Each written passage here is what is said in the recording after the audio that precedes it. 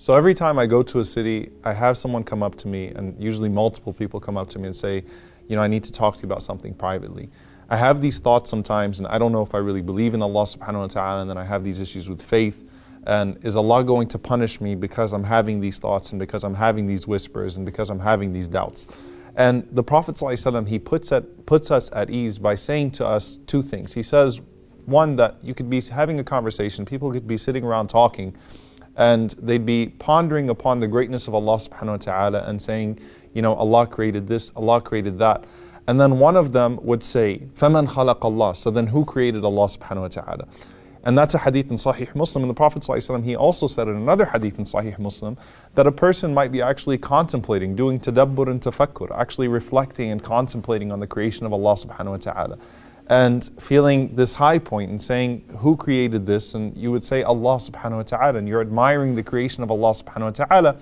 But then shaytan comes to you, the devil comes to you and says, فَمَنْ خَلَقَ اللَّهِ? So then who created Allah subhanahu wa ta'ala? The Prophet ﷺ, he says in both of these ahadith that when you start to have that thought, when you start to have those whispers of مَنْ خَلَقَ اللَّهِ, who created Allah subhanahu wa ta'ala, he said, quickly say, آمَنْتُ بِاللَّهِ, I believe in Allah subhanahu wa ta'ala. By doing that, you do away with the thoughts of shaytan, by the whispers of shaytan, and you reaffirm your faith in Allah subhanahu wa ta'ala. Now, will Allah subhanahu wa ta'ala punish you for the thoughts that you had and those words that were going through your head and things of that sort? Absolutely not. In fact, there's a very beautiful conversation that took place between Abdullah bin Abbas radiallahu anhu and Abdullah bin Amr bin As radiallahu anhu. And Abdullah bin Amr, he asked Ibn Abbas, he said, what is the ayah in the Quran? Essentially, what's your favorite ayah in the Quran? The ayah that is arja ayah, the ayah that gives the most hope to this ummah. And Ibn Abbas said, well, what's yours? And Ibn Amr, he said, قُلْ يَا عِبَادِيَ الَّذِينَ أَسْرَفُوا عَلَىٰ أَنفُسِهِمْ لَا تَقْنَطُوا مِنْ رَحْمَةِ اللَّهِ. Say, O my servants who have transgressed against themselves, do not despair from the mercy of Allah subhanahu wa ta'ala. Allah forgives all sins. So Ibn Amr is someone, when you look through his life, is someone that was prone to despair and things of that sort. And so this is something that gives him hope, and it gives many people hope, knowing that Allah subhanahu wa ta'ala will forgive all sins.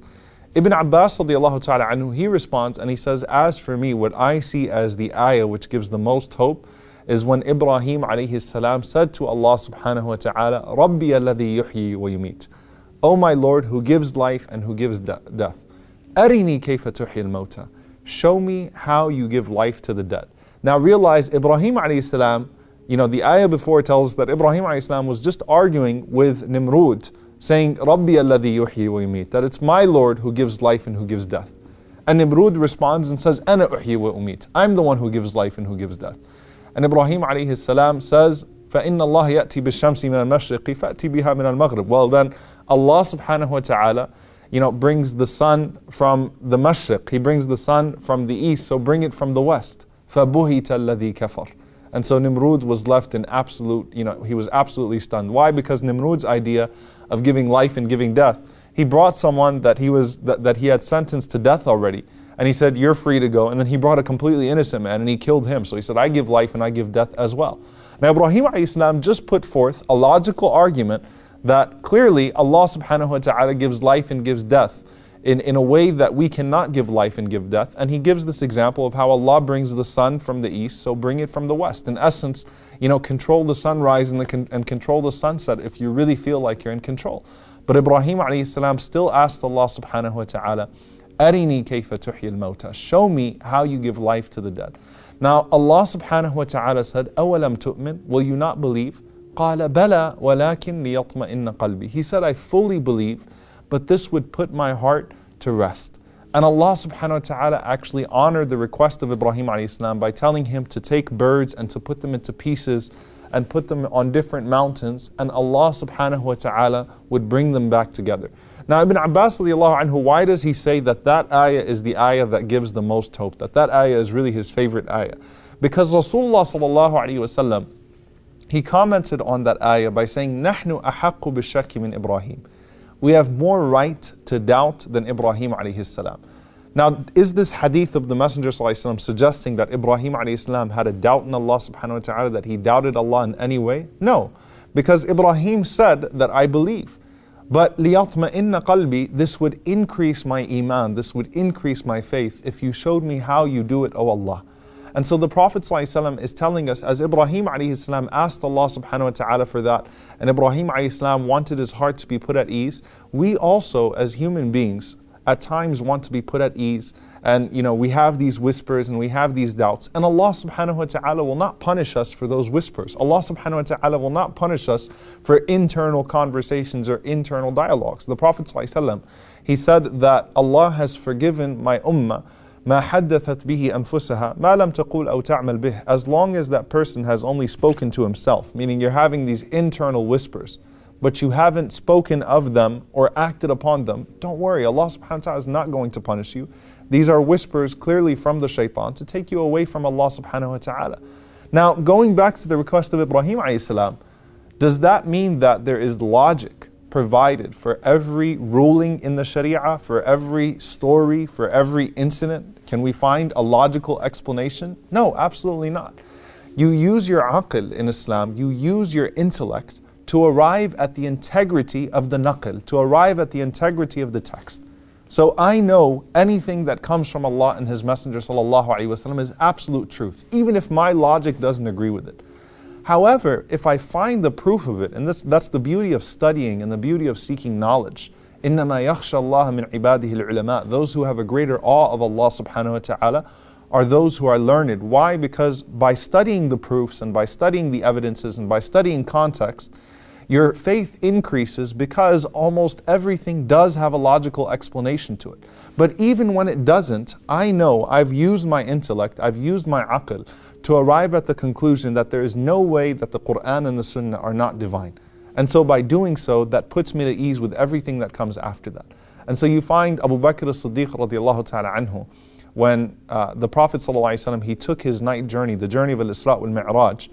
And obviously the Prophet ﷺ, when he wakes up and he tells the people that he was taken from Mecca to Jerusalem through the heavens, Abu Jahl mocked the Prophet ﷺ and he called the people and he said, can you repeat what you just said in front of the people? And even some of the Muslims were shaken by that. How can the Prophet ﷺ, how can a man be taken from Mecca to Jerusalem to the heavens and back all in one night? So a man comes to Abu Bakr radiallahu ta'ala anhu and he says, do you hear what Muhammad ﷺ said? And Abu Bakr radiallahu ta'ala anhu, he responds by saying, if he said it, فَقَدْ صَدَقْ, then he's telling the truth. If he said it, then he's telling the truth. And Abu Bakr says, look, I believe him when he says that something happens to him that's far greater than that. What's greater than him going from Mecca to Jerusalem and to the heavens in one night is that revelation comes to him from the Lord of the heavens. Revelation descends upon him from above the heavens all the way to his heart, sallallahu alaihi wasallam. So I believe him with something far greater than that. Why wouldn't I believe him when he tells me that Allah subhanahu wa ta'ala took him from Mecca to Jerusalem to the heavens and back in one night? And now Abu Bakr radiallahu anhu, what he's showing us here, Abu Bakr did not say, well, I'm going to need to see proof of what the Prophet ﷺ saw on the way. If the Prophet ﷺ can describe some things between Mecca and Jerusalem, then maybe I'll be convinced. No, Abu Bakr radiallahu anhu said, look, I know that this man is a prophet of Allah.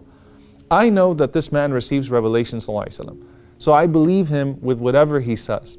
Now does that mean when the Prophet sallallahu alaihi wasallam accurately describes the things that he's seen between Mecca and Jerusalem, to the extent that he will tell you sallallahu alaihi wasallam about a people and where their water was, that were on the way from Mecca to Jerusalem, that no one would have known unless they were there, because they didn't have text messages back then. Does that not increase the faith of a person when the Prophet ﷺ does that, when the Prophet ﷺ accurately explains these things? Of course it does. Of course it does. But I don't need that to believe in it in the first place. But it will increase my iman, and that's what Ibrahim alayhi salam was asking. So it takes us to the next step. Allah Azza wa Jalla says in the Quran, سَنُرِيهِمْ آيَاتِنَا فِي الْآفَاقِ وَفِي أَنفُسِهِمْ حَتَّى يَتَبَيَّنَ لَهُمْ أَنَّهُ الْحَقِّ. That we will show them our signs in the universe and even within themselves, right? In the farthest horizons, all the way to themselves. حَتَّى يَتَبَيَّنَ لَهُمْ أَنَّهُ الْحَقِّ. Until it shows to them, until it's made clear to them that it is the truth, that this is the truth from Allah subhanahu wa ta'ala. So Allah is telling us, look, I'm giving you all of these signs, all of these proofs in the deep horizons and even within the creation of yourself, that there's no way that a being like you could exist without Allah subhanahu wa ta'ala. Until it is made clear to you that this is the truth. Once you have found that truth, there's the pursuit of truth, and then there's the pursuit of meaning. And most people spend their lives trying to find the truth, and so they never even get to the meaning and the purpose of life, and what are we supposed to be doing here, and so on and so forth.